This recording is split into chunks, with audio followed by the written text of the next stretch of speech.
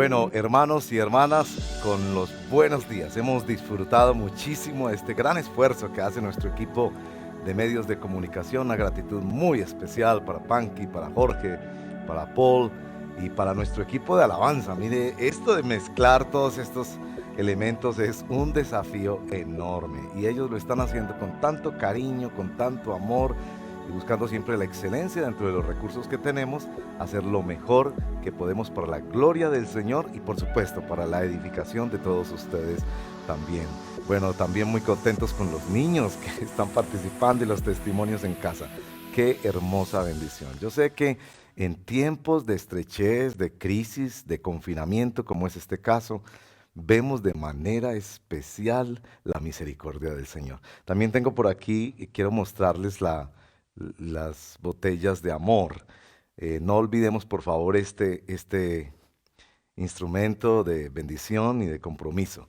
De hecho, tenemos más tiempo en casa, entonces todos esos mecaticos de galletitas y todo, pues bueno, todos esos objetos de papel, de envolturas, etcétera, deben ir aquí. Y una de las cosas que vamos a celebrar la próxima vez que nos reunamos es que vamos a llegar todos cargados de botellas. Ya en mi casa tengo como 5 llenas. Y bueno, seguimos adelante con el proyecto ecológico de Eco Redil de este año. Pero vamos a compartir la palabra del Señor. Y antes de la lectura, quiero indicar que nuestro tema de esta mañana es la misericordia, el amor pactual de nuestro Dios. En hebreo, una palabra extraordinaria, hesed, que es una palabra que comunica enorme compromiso de amor. Es el amor descrito en 1 Corintios 13, que es el amor ante todo, el amor de nuestro Señor Jesucristo por todos nosotros. Y la razón por la que lo menciono antes de leer nuestro texto es que en este momento nuestro clamor al Señor por misericordia, que el Señor tenga misericordia de nosotros y de este planeta.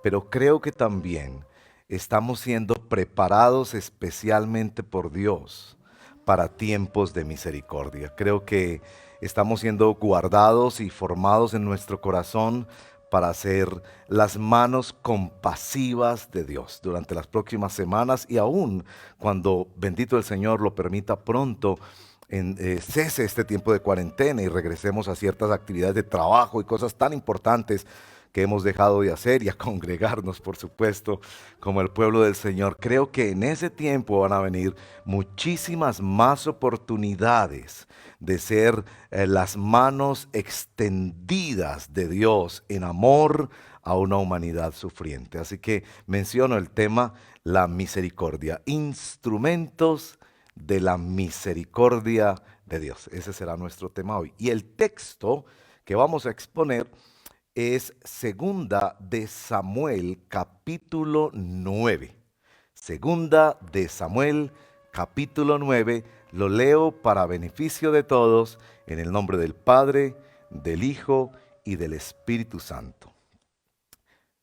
El rey David averiguó si había alguien de la familia de Saúl, Saúl fue el anterior rey, el primer rey de Israel, a quien pudiera beneficiar en memoria de Jonatán. Jonatán fue el hijo del rey Saúl, amigo muy cercano del rey David. Y como la familia de Saúl había tenido un administrador que se llamaba Siba, mandaron a llamarlo. Cuando Siba se presentó ante David, éste le preguntó: ¿Tú eres Siba? A las órdenes de su majestad, respondió. ¿No queda nadie de la familia de Saúl a quien yo pueda beneficiar en el nombre de Dios? Volvió a preguntar el rey. Sí, su majestad. Todavía le queda a Jonatán un hijo que está tullido de ambos pies, le respondió Siba. ¿Y dónde está? En Lo-debar. Vive en casa de Maquir, hijo de Amiel. Entonces el rey mandó a buscarlo a casa de Maquir, hijo de Amiel, en Lo-debar. Cuando Mefiboset, que era hijo de Jonatán, nieto de Saúl, estuvo en presencia de David, se inclinó ante él, rostro en tierra. ¿Tú eres Mefiboset?, le preguntó David. A las órdenes de su majestad, respondió. No temas, pues en memoria de tu padre Jonatán he decidido beneficiarte. Voy a devolverte todas las tierras que pertenecían a tu abuelo Saúl, y de ahora en adelante te sentarás a mi mesa. Mefiboset se inclinó y dijo: ¿Y quién es este siervo suyo para que su majestad se fije en él? Si no valgo más que un perro muerto. Pero David llamó a Siba, el administrador de Saúl, y le dijo: todo lo que pertenecía a tu amo Saúl y a su familia, se lo entrego a su nieto Mefiboset. Te ordeno que cultives para él la tierra y guardes la cosecha para el sustento de su casa. Que te ayuden tus 15 hijos y tus 20 criados. En cuanto al nieto de tu amo, siempre comerá en mi mesa. Yo estoy para servirte, su majestad. Haré todo lo que su majestad me mande, respondió Siba. A partir de ese día, Mefiboset se sentó a la mesa de David como uno más de los hijos del rey. Toda la familia de Siba estaba al servicio de Mefiboset, quien tenía un hijo pequeño llamado Micaías. Tullido de ambos pies, Mefiboset vivía en Jerusalén, pues siempre se sentaba a la mesa del rey. Esta es la palabra del Señor. Oremos juntos. Padre, venimos en tiempos de suplicar misericordia. Vivimos horas oscuras y difíciles, no solo para tu pueblo, sino para todo el mundo. Hoy más que nunca necesitamos permanecer en tu amor pactual, en tu misericordia. Y hoy más que nunca el mundo necesita conocer a aquellos que aman como fueron amados.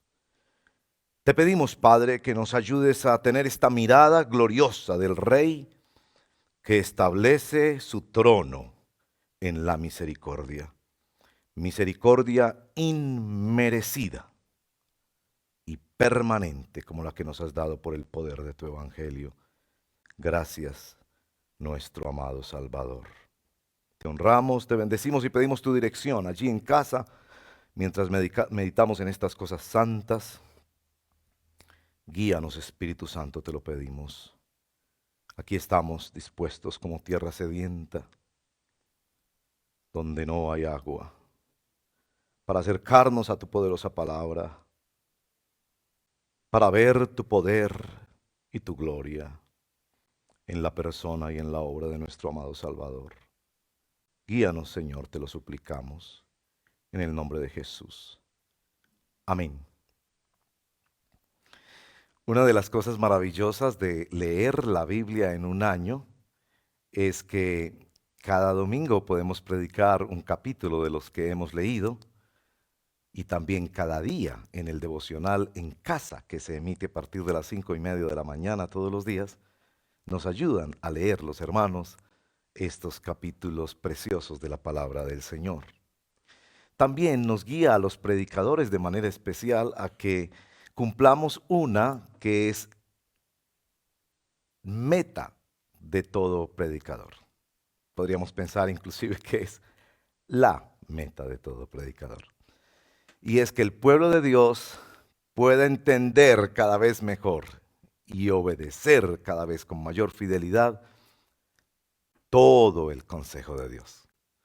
Al avanzar a través de toda la Biblia en un año, los predicadores vamos teniendo la oportunidad de señalar el gran consejo de Dios y abrir los ojos de la iglesia para conocer a su Dios, porque no hay cambio a menos que haya conocimiento de Dios en la tierra. Bueno, y es imposible pasar por los libros de Primera y Segunda de Samuel, después entraremos a los de Crónicas y Reyes, sin mencionar la vida de David. David, que es un tipo de nuestro Señor Jesucristo. Así que para la introducción, una pequeña observación teológica sobre este tema que llamamos la tipología en las Sagradas Escrituras. La tipología es un tema fascinante en la palabra de Dios. Hay diferentes tipos en el Antiguo Testamento de la obra y de la persona de nuestro Señor Jesucristo. Cosas, personas y eventos. Por ejemplo, la roca nos dice el Nuevo Testamento que esa roca era el Señor Jesucristo. Personajes como Moisés, Melquisedec y muchos otros, Josué y muchos otros, eran tipos de nuestro Señor Jesucristo. Y eventos como la Pascua, nos dice el Señor en Corintios que nuestra Pascua es el Señor Jesucristo. Por supuesto, no podemos decir que algo es un tipo del Señor Jesucristo en el Antiguo Testamento a menos que el Nuevo Testamento lo señale de esa manera. Eso es fundamental para la tipología. Y David es un tipo del Señor Jesucristo. Pero en David entendemos un aspecto de la tipología, que esta frase me parece tan importante, a mí me ayuda muchísimo para el estudio de la tipología. Y es que cuando vemos estos tipos en el Antiguo Testamento, podemos decir, así es, pero ese no es. Así es, pero ese no es. Y bueno, y con David eso es muy claro. Así es, cuando David se presenta ante Goliat, un hombre representando a una nación, vence al enemigo y los beneficios son duraderos para cientos y cientos de personas. David es tipo de nuestro Señor Jesucristo. Así es nuestro Señor Jesucristo. Pero ese no es el Mesías. Y eso lo vemos claramente y los autores bíblicos no lo esconden. El caso también muy famoso de David con Betsabé. No resiste la tentación, abusa del poder, comete toda suerte de crímenes, ve las consecuencias nefastas sobre su familia. Así que vemos a David y decimos, así es el Mesías, pero ese no es. Y eso nos va a guiar un poco a este texto de la palabra del Señor, segunda de Samuel, capítulo 9. Los autores bíblicos, en este caso los escritores del libro de Samuel, que fueron Samuel, profeta Natán y Gad. Estos tres profetas escribieron este libro. Ellos escogieron algunas de las escenas de la vida de David para contarnos y escogen esas escenas, las diseñan de cierta forma para comunicarnos a través de esas historias cosas extraordinarias. ¿Qué es lo que nos quieren decir? Por supuesto, nos quieren hablar de la misericordia del rey. Los versos 1, 3 y 7 señalan claramente eso como un tema central en este capítulo. ¿Y cómo vamos a acercarnos a este capítulo? Bueno, lo primero que es lo que sorprende, lo que provoca la meditación, lo que yo llamo la paradoja dentro del texto, como decía la semana pasada, que el rey establece su reino sobre una misericordia inmerecida. El rey tiene misericordia. En segundo lugar, lo que yo llamo como el paradigma, ¿cierto? Y es que esa misericordia del reino viene para ti. La intención de este texto es decirnos que la misericordia viene en primer lugar para ti, porque esa misericordia era dada de la misma manera a Israel, a la misma familia de David. Así es que ellos deberían entender su relación con Dios. Objetos inmerecedores de la misericordia de Dios, del amor pactual. Y en tercer lugar, las aplicaciones, y es cómo podemos ser instrumentos de misericordia, siendo también, o en primer lugar, objetos de esa misericordia. Bueno, el rey establece su reino en la misericordia. Esto hermosamente lo dijo seguramente Salomón en Proverbios 20:28. La misericordia y la verdad sostienen al rey. Su trono se afirma en la misericordia. Bueno, aquí hay unas sorpresas de misericordia extraordinaria. Mire, este es el rey que da misericordia. Investiga quien la necesita. Llama orquesta todo lo necesario para que esa misericordia llegue a quien la necesita, le restituye lo que era suyo, pero va mucho más allá, le entrega una cantidad de siervos que él no tenía. Esta es la sorpresa de la misericordia. No era costumbre en los reinos antiguos que los reyes tuvieran misericordia. De hecho, se veía la misericordia y la compasión como una debilidad de carácter. Un rey que tuviera misericordia, especialmente de otros reyes, se vería como un rey enquencle que podría fallar en el momento en que las lágrimas de una mujer o de un niño o de un enemigo avergonzado y humillado le cambiaran de parecer y pondría en peligro el reino. Así que se sabe inclusive que en la cultura greco-romana la compasión era un antivalor, no se apreciaba como lo apreciamos hoy en día. A propósito, hoy en día en el mundo apreciamos la compasión como una gran influencia del cristianismo en la cultura occidental. Pero no solo sorprende la misericordia que entrega el rey, sorprende también la forma en que lo entrega. Noten que al final, y muy intencionalmente, el autor de este pasaje nos quiere mostrar al final ese verso número 13. Ese verso número 13 a mí me parece que es extraordinario porque habla de la persona que permanentemente necesita misericordia de Dios, de la persona que sigue estando quebrantada y que en medio de su quebranto, la relación que establece y que se establece a su favor es la relación del amor no merecido. El verso 13 dice, tullido de ambos pies, Mefiboset vivía en Jerusalén, pues siempre se sentaba a la mesa del rey. Y ahí está ese elemento que digo que es también provocador. Cada día a la mesa del rey como si fuera uno de los hijos del rey, frente a su familia, frente a todos los cortesanos, frente a los reyes y cortesanos de otros reinos que visitaban, ahí aparecía Mefiboset. No fue sanado, vivía permanentemente quebrantado. Y usted puede imaginar cómo los hijos de David, estos niños mimados, que cada uno de ellos vivía en su propio palacio, tenía un séquito de servidores que abusaban del poder con frecuencia. Más adelante usted sabrá que como consecuencia también y disciplina de los pecados de David, varios de sus hijos arman conspiraciones. Usted puede ver en los hijos de David todos los pecados que usted podría ver en una familia, violación, matanzas y toda suerte de perversidades. Estos muchachos eran muchachos mimados, de hecho como una observación nada más para picarles la curiosidad. David, dicen los biógrafos del rey de Israel, tuvo como dos camadas de hijos. La primera camada la tuvo en su primera parte del reino, la segunda en la segunda parte del reino.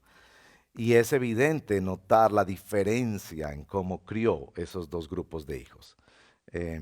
Salomón pertenece a la segunda camada de hijos de David y uno nota que evidentemente él trató de corregir ese abandono de la familia, esa sobreprotección. Y bueno, estos eran muchachos que seguramente reaccionaron ante esto. Papá, ¿por qué haces esto? Porque ponía en riesgo el reino al permitir que el único descendiente que ya tenía hijo se sentara a la mesa y podría armar una conspiración en contra del rey y tomar el reino que todavía tenía seguidores, el reino perdido de Saúl, y podría armar todo un problema. Pero David decide correr ese riesgo. Y eso nos lleva al segundo punto. Este no es solo un texto que habla de este aspecto sorprendente y confrontador de la cultura, vamos a decir contracultural, de que se ofrece una misericordia más allá de lo que se esperaría, pero también este es un rey que tiene misericordia de ti. Yo quiero notar este dato. En el verso número 6 aparece esta pregunta.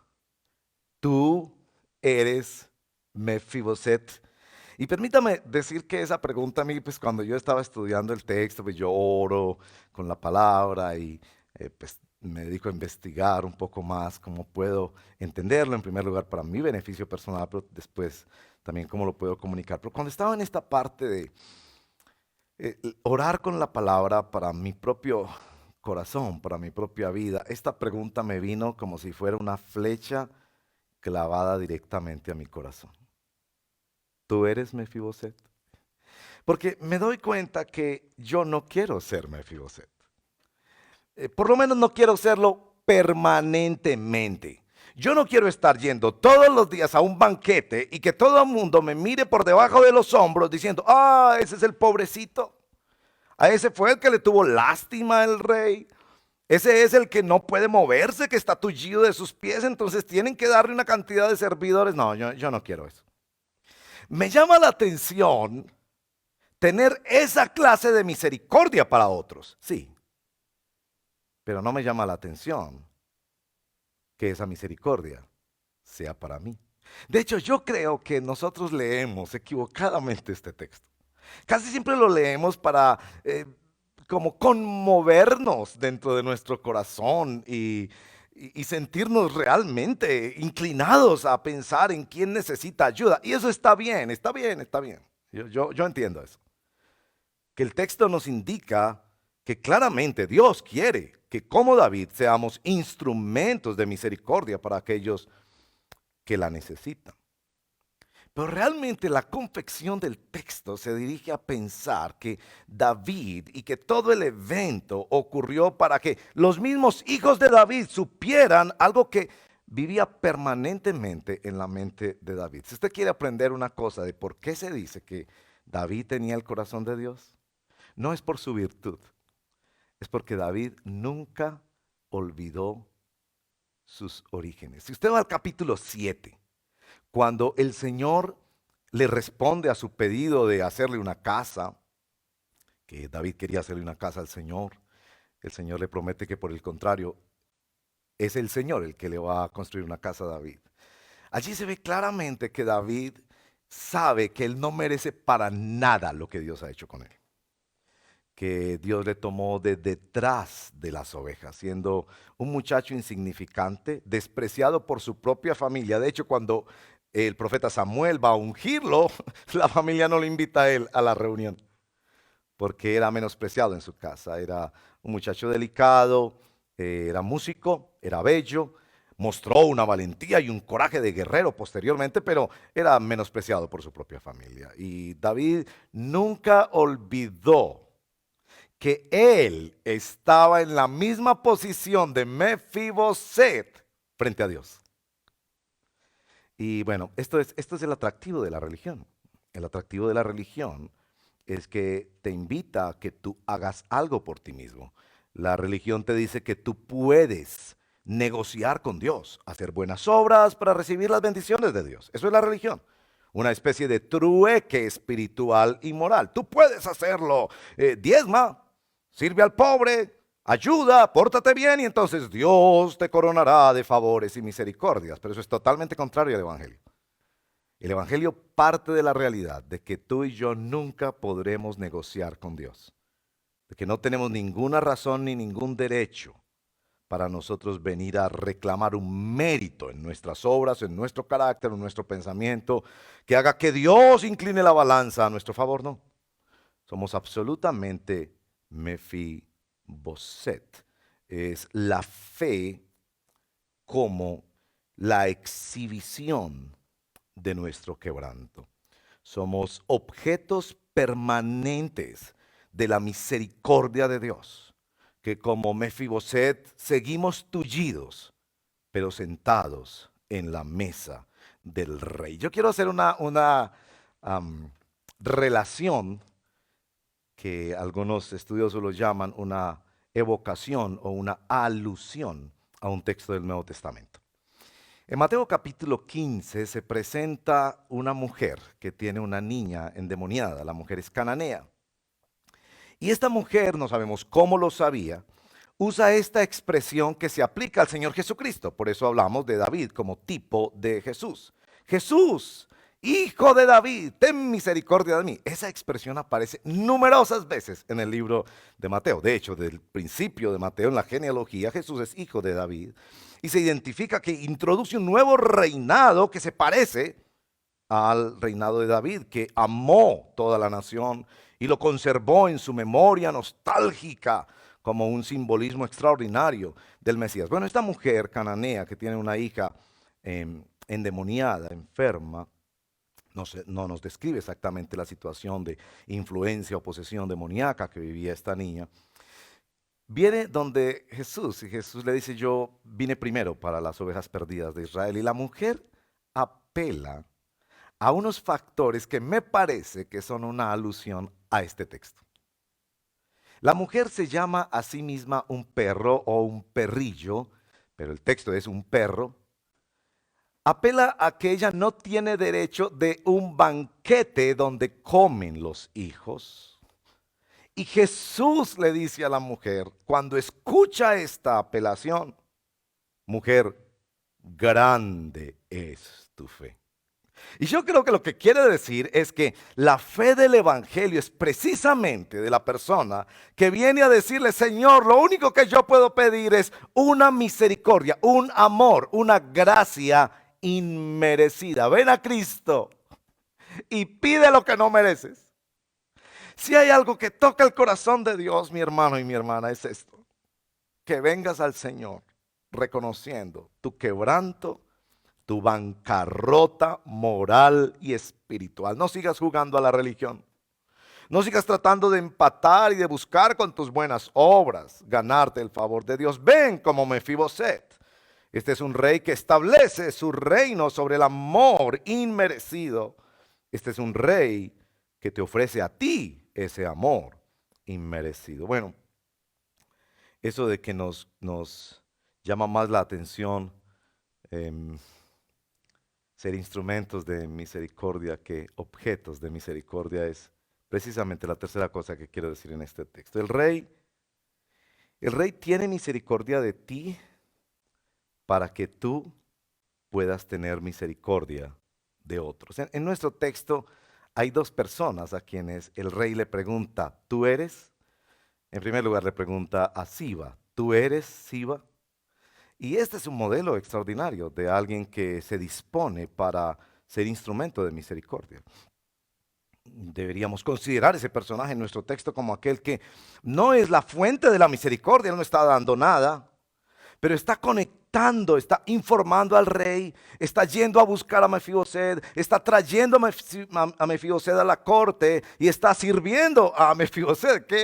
Qué expresión tan hermosa la de un instrumento de misericordia. Y por supuesto ese es el primer acercamiento que siempre flota en este texto cuando lo leemos. Quisiéramos ser esos instrumentos de misericordia, pero evidentemente el texto está diciendo que no podemos ser Siba a menos que primero seamos Mefiboset.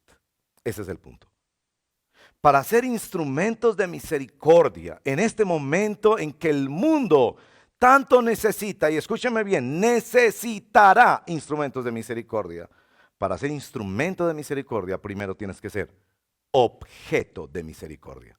Es decir, primero tienes que recibir la misericordia del Señor para poderla entregar efectivamente. Y esto es muy importante para ti, creyente en Cristo Jesús, que no vives dependiendo de la vida verdadera como aquel que depende de una misericordia inmerecida. Y esto es muy importante para ti, que apenas estás empezando a escuchar el evangelio. Te mueve el corazón tratar de hacer buenas obras para tratar de canjear algo con Dios, pero el evangelio te dice: primero tú eres un objeto de misericordia para poder ser un instrumento de misericordia. Es inevitable en este texto ver el evangelio. Ahí está nuestra gran necesidad. Mefiboset vivía en Lodebar y se dice que Lodebar era el lugar donde no había pastos. Se podría traducir también como no había palabra para describir. No hay nada que decir sobre Lodebar. Era un gueto donde vivían desplazados, personas que no tenían esperanza. El mismo Mefiboset estaba escondido porque temía que en lugar de misericordia se le diera juicio para desaparecer completamente la posibilidad de una conspiración de la familia del anterior rey de Israel. También se habla de la persona incapaz.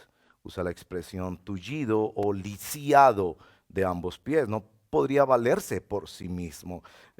¿Cómo más se podría hablar de nuestra necesidad? Y el Evangelio siempre confronta nuestra incapacidad. Pero también el Evangelio nos muestra la grandeza del amor de Dios. Un rey que investiga, trae, mueve todo, restituye, va más allá de lo que aún esperaba, defiende su causa en favor del afligido frente a los demás. Este es el amor de nuestro Señor Jesucristo. Pero también habla de la entrega de ese Evangelio. Es una mesa, es un banquete para pecadores sin mérito alguno. Es también inevitable pensar en el Salmo número 23 que nos ha guiado esta mañana en nuestro tiempo de adoración y de las diferentes oraciones que hacemos dentro de nuestro servicio como comunidad cristiana. La belleza del Salmo 23. Preparas un banquete para mí en presencia de mis angustiadores. Unges mi cabeza, mi copa está rebosando. Ciertamente el bien y la misericordia me seguirán todos los días de mi vida, y en la casa del Señor moraré por largos días. ¿No es eso lo que pasó allí con Mefiboset? ¿No es eso lo que pasa con usted y conmigo cuando venimos humillados y rendidos al Señor por la gracia del Evangelio? Somos objetos de la misericordia de Dios, y quienes podemos ser objetos permanentemente de la misericordia de Dios, podemos ser instrumentos de ese amor inmerecido para otras personas. Que el Señor te bendiga y te permita entender tu propia necesidad del amor de Dios, tu propia incapacidad para granjeártelo, para conseguirlo por alguna clase de trueque moral o espiritual. Y que el Señor te permita abrir tu corazón para vivir dependiendo de ese banquete de la gracia todos los días.